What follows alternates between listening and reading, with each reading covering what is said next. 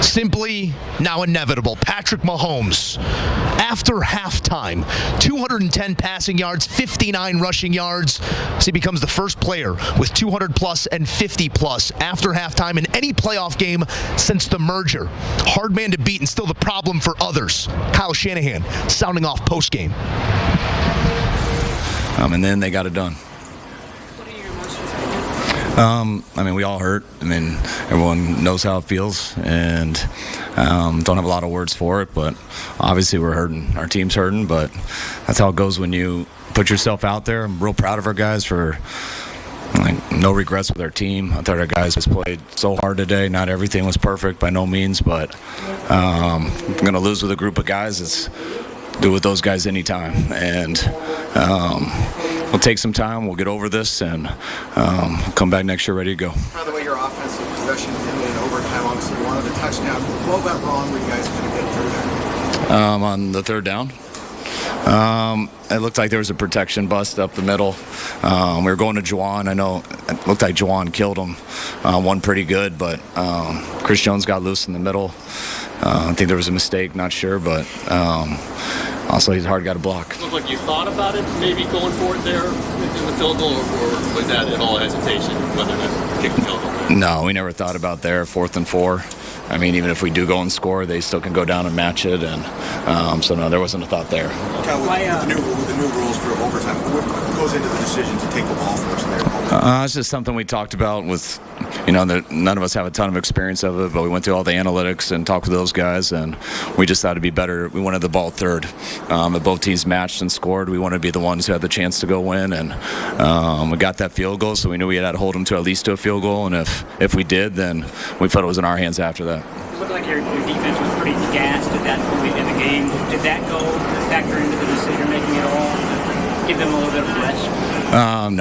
No, we decided that before. And how's Kittle and Drake Greenlaw, the guys that had to come out? Greenlaw tore his Achilles. I'm not sure about George. It was a shoulder thing. He couldn't go there at the end. Was a little bit off and on, but he was playing through a lot of pain there. And then you went out to try to shake Andy's hand, but then is that just because you saw he was going to take some time? No, we talked on Monday. Last year, or when we played each other last time, it was, it took about 25 minutes to actually shake his hand. So we both talked on Monday that regardless of who won, I love Andy. I'm tight with Andy.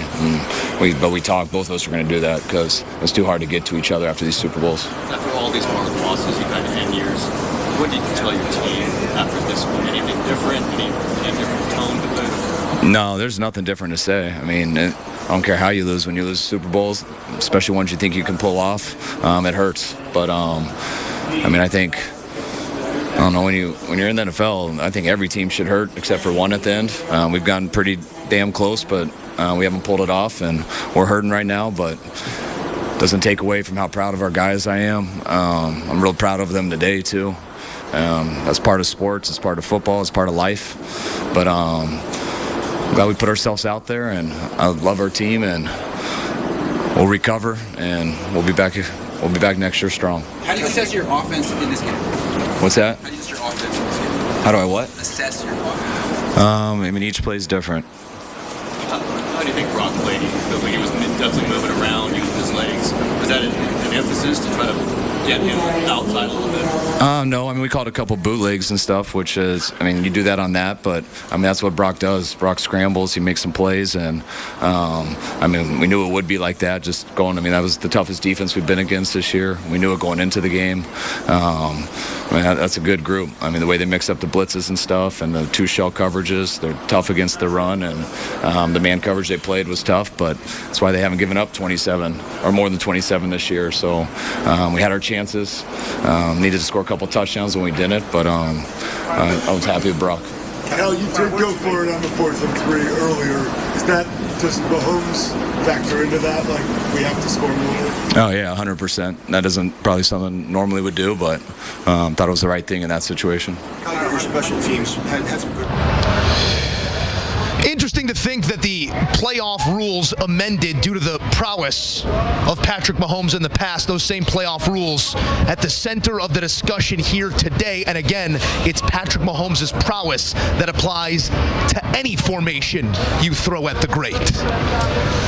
Joe Musso back at the foot of the Bellagio Fountains alongside Lige Douzable and Danny Cannell, and I want to ask you guys about just that. We just heard Kyle Shanahan say we wanted the ball third, and this is relatively new for everybody. All of them, all of us, said they looked at the analytics, and that was the reason why he elected to, after winning that toss, take the football. What do you make of the thought process, DK? I didn't like it. I'm sure it's well thought out. You mentioned the analytics. They've done some research on it. Because it's so new, we don't really know.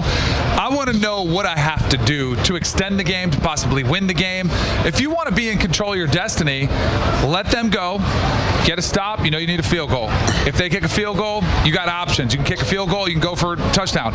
Even if they score a touchdown, you score a touchdown, you can go for two if you want to dictate the rest of the game. So I like the mentality of having control in that second possession. He said, hey, we wanted it third. I disagree with it. You know, hindsight's 20/20. I'm sure they'll second guess themselves even, but I would have taken the other side. The added layer, Deuce, I'm sorry to cut you off, but the added layer that the defense was just on the field for an extended drive, is that maybe what takes you there? That's why I think he decided to take the ball. I know he said analytics had something to do with it and he wanted it third, but they had just got gas. Let's not forget, Dre, Fred Warner was in man coverage on third down versus Travis Kelce got beat for almost 30 yards on that play. Now they were able to tighten up in the low red zone and stop Mahomes from scoring right there, but I think that defense was gas. I think he wanted to give them a break, get the offense out there, and then it looked like it was a good choice, right? But that third down play, and Kyle even alluded to that in the press conference, right? Probably a protection bust in regards to Chris Jones not allowing Brock Purdy to set his feet, because like you said, Jawan Jennings beat the defensive back. He pivoted out and was wide open, but Purdy could not set his feet. So I don't mind Kyle Shanahan putting the offense out there first, because he saw his defense just get chopped up that drive before. You could microanalyze every decision in this game. In the end, it's the Kansas City Chiefs. We sat throughout the week in these chairs, guys, and talked about the scar tissue that Kyle Shanahan would have to deal with being a part of the 28-3 game as an offense coordinator, the 10-point blown lead in Super Bowl 54. This maybe doesn't situate in that ilk, but it is, again, failure on the greatest stage, no matter how you want to chop it up. You always want to be there, Deuce, but do these near misses almost make you feel further from what you're trying to accomplish? I mean, it's almost like a snowball effect. We talked about this, right? We were kind of kidding around when they were up 10-0. It's like, does this go in the back of Kyle Shanahan's mind? Like, I've been here before. Not once, but twice, and now 3 times, Move. So 3 times he's had a 10-point lead. Once or more as an offensive coordinator when he was with the Falcons, as a head coach when he played these Chiefs, and now again this year, a 10-point lead. And the Chiefs are just not, the 49ers just could not get it done. So we go back to asking, like, what do you do? What do you change, right? And you talked about it, DK. Sometimes it's luck. Sometimes you're just playing a great player in Patrick Mahomes. Sometimes you need the ball to just bounce your way, and it just hasn't happened for the 49ers.